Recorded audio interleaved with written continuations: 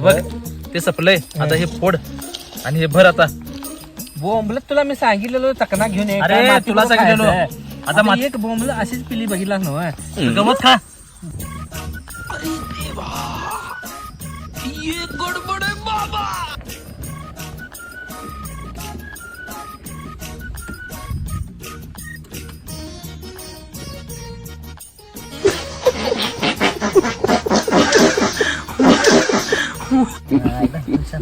अरे ए, माणसं बघून बळे थोबा रंग असलं काय अरबन सरबर खाऊन आले.